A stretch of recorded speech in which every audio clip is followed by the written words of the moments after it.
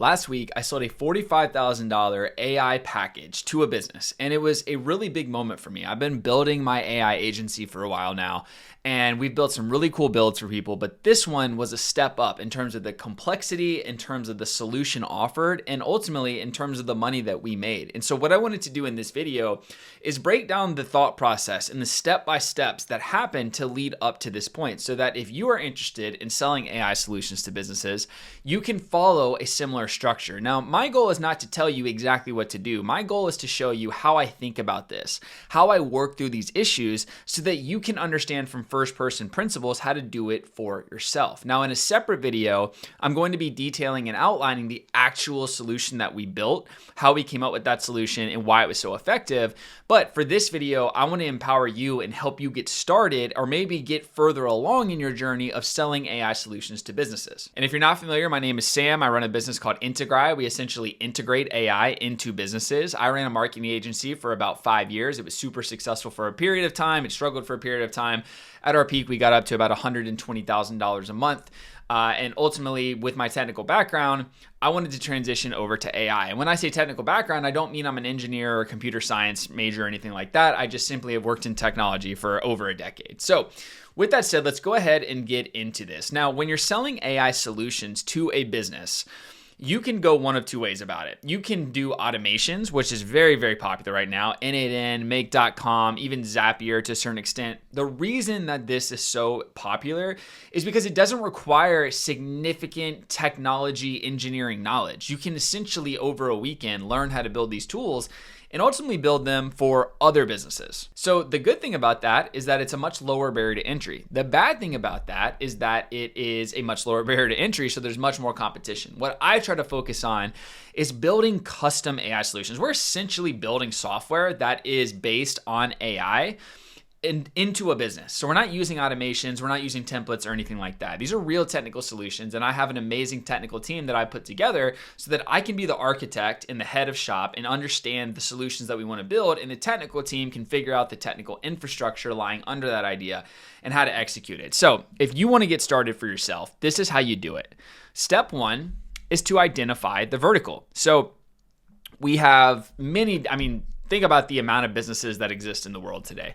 There's really no shortage of verticals. This is a very, very small sample list. So I put local businesses. So local businesses could be gyms, they could be dentists, they could be, literally any local business. Ideally, a local business that has a chain. The business you're selling to doesn't need to have a chain, but if businesses in that niche have chains, meaning nationwide franchises essentially, then that is a good local business you could sell to, because you can sell to more than just one isolated business. If I went to Crunch Fitness and I sold them a solution, it makes a lot of sense that I could not only sell it to the location in Atlanta where I'm at, but I could also sell it to the Miami location, the New York, and the LA, and so on and so forth.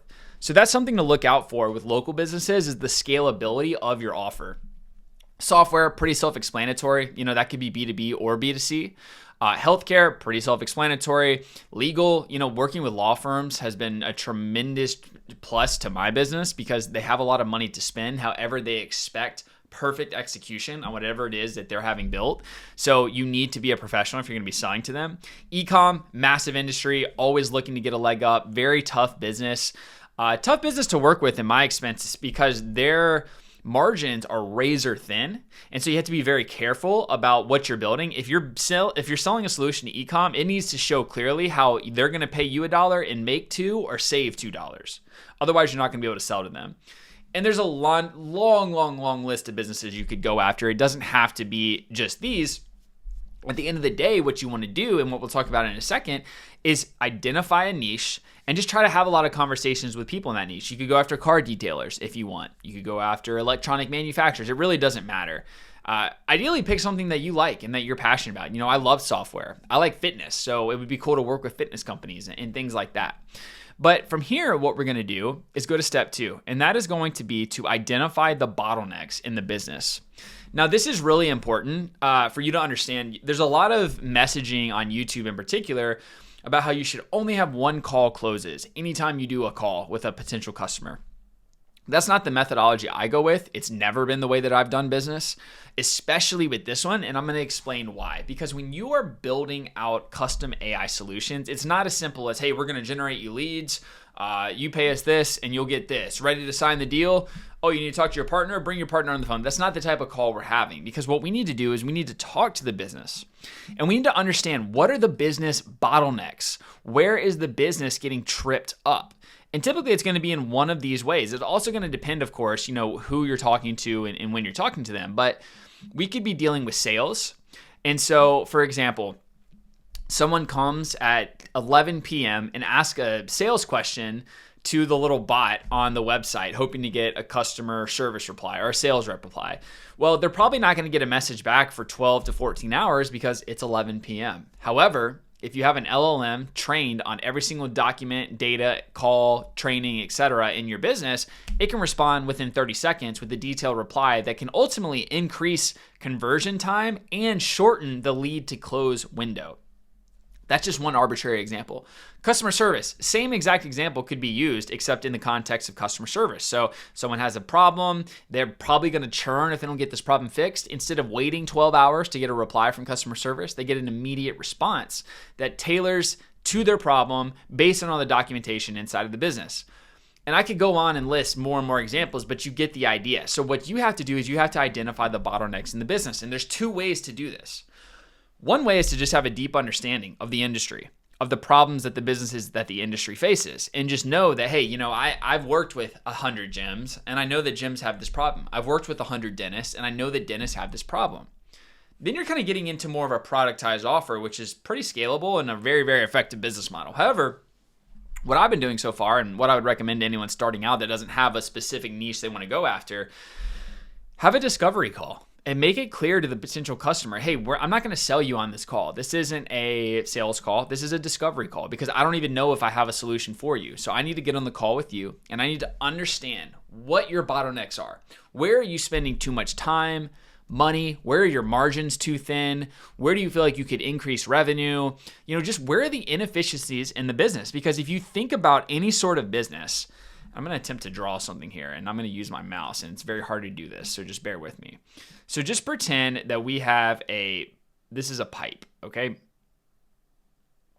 And this pipe is how you can, well, that's kind of cool. Fill it in. So, okay, this pipe is how you can think about a business, right? So let's say right here we have sales, right here we have marketing, right here we have customer service, right here we have fulfillment,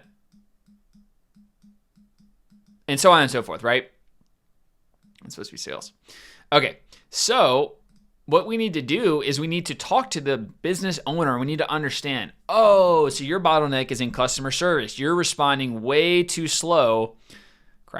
You're responding way too slow to customers' questions, okay? And this is causing a big issue with you. So customer service is where we want to focus in on. Now, let's understand deeper, what is the problem with customer service? Is it the fact that you're responding too slowly? Are the answers not good enough? Like where is the bottleneck? Where are you falling off? And if you think about it, like the pipe example that I'm showing you, if you can free up this bottleneck where the red is, the business will flow so much more smoothly. So every business has a bottleneck. Sometimes it's sales, sometimes it's customer, sometimes it's product. And if you can solve for that bottleneck, customers will flow through the business so much more effectively and will ultimately have a much better experience with you. So your sole goal on these calls is to identify the bottleneck and break through it. That is the whole goal. And that's how you should think about your business too. But then we go to step 3 and we want to put your selling cap on. So how do you actually get on the phone with these people? How do you even get on that discovery call to identify the bottleneck? This probably should have been step 2, but there's a couple ways. There's marketplaces like Upwork, which I would recommend any beginner to start with, because it's really the lowest cost way to get on calls with people. That is going to be the lowest cost way to get a customer, and the customers aren't going to be a super high lifetime value, but they're going to be really, really good, okay? Next, we have cold email. I'll have a separate video about cold email at scale. It's something that I've done. It's how I scaled my last business to 120K a month. It was literally strictly through cold email. And it's how I'm scaling, my AI business right now, actually. So I'll create a different video about that. Leave a comment below if you have any questions about cold email, though, so I can target them in that video. Cold DM. So you can go to Instagram, you can go to LinkedIn, you could identify business owners and find them on social media channels. There's a lot of ways that you can do cold DMing. There's inbound, so you can create content like I'm doing right now. A business owner sees this video, they might like the bottleneck idea that I have, and they might say, hey, Sam, I'd love to jump on a call and identify my bottlenecks. Great, no problem. Let's do it. So that's inbound. And you want to have inbound going. Like if you can have outbound and inbound flowing together, you're going to have a scalable business. This is something that not many businesses can do though. And then once you're really flowing and you know your offer and you know your solutions, you have ads. And ads is basically like pouring fuel on the fire. So you have this business that's working, it's growing, and you want to 10x it quickly. Ads is the best way to do that, without a doubt. Now going to step 4, the AI diagnosis. So it's really important to remember you are the consultant, you are the professional, you are the expert. And by definition, if you know more about a topic than someone else, then to them, you are an expert.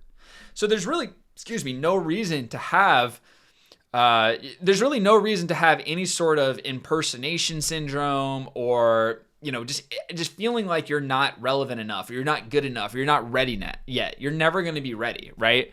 So you are the consultant, and you need to come onto that call with authority and confidence, because your framing will ultimately determine how this person looks at you. If you're like, I don't really know how that would work, but I could probably figure it out, versus saying like, oh, that's your bottleneck. Oh, I know exactly how we can solve this, but what I need to do is, talk with the tech team so we can build out the architecture, and then I'll share it with you.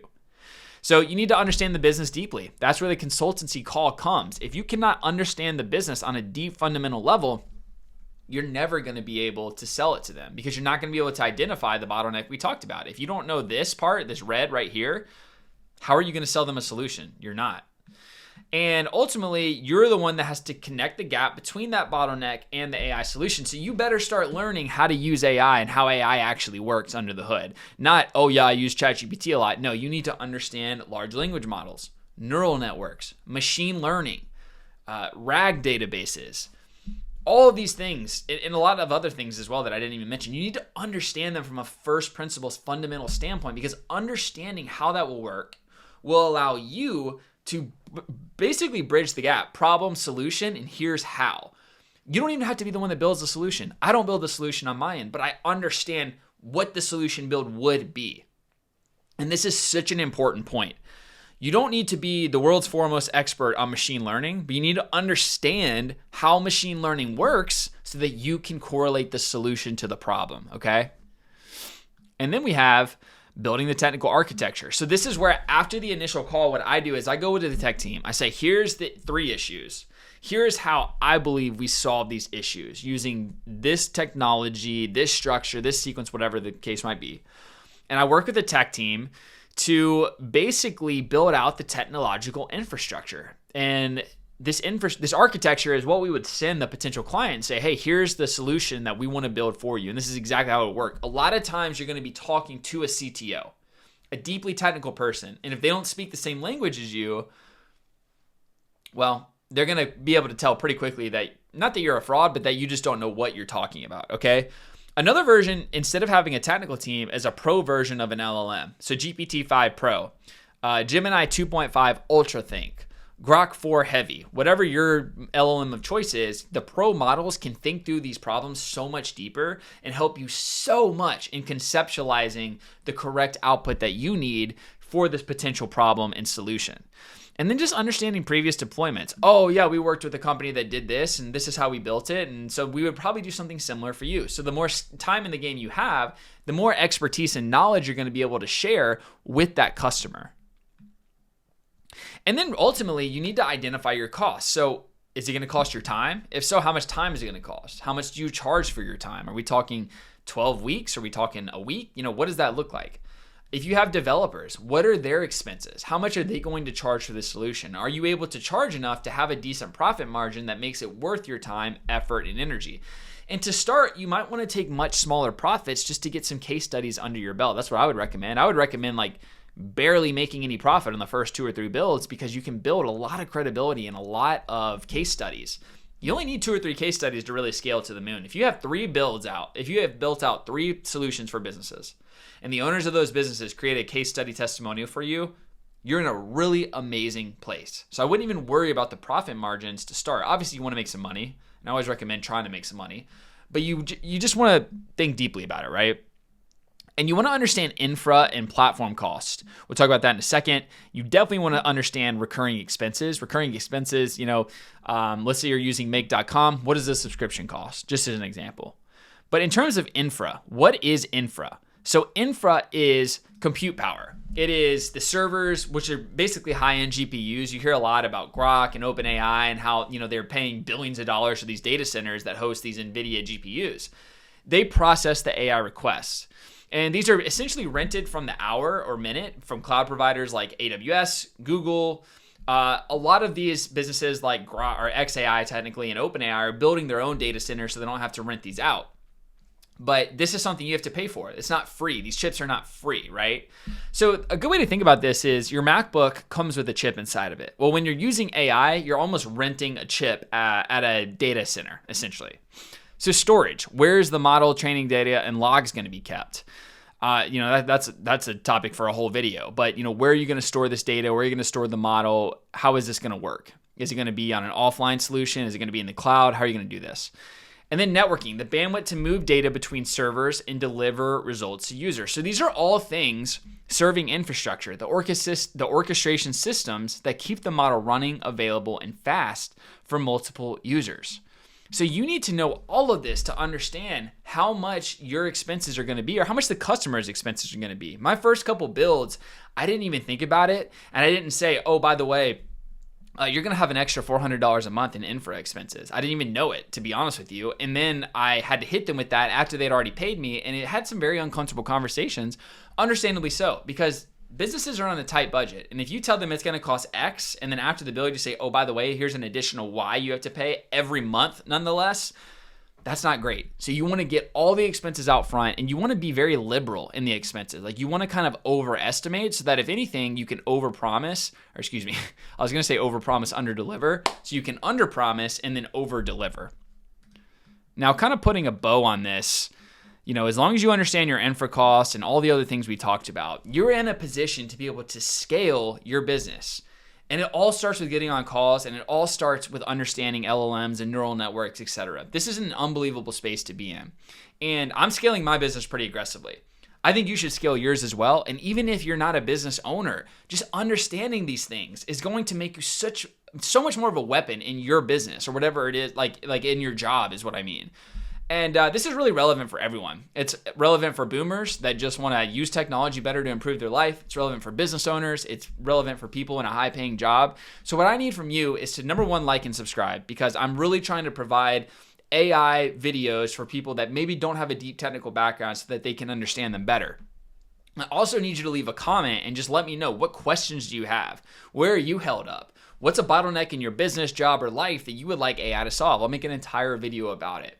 And that's what I got for you today, guys. I appreciate your time. I hope this video was helpful. I hope you start to scale your AI businesses. I'll have another video coming out tomorrow or the next day about the actual solution I built. And that's all I got. I'll see you soon. Appreciate your time.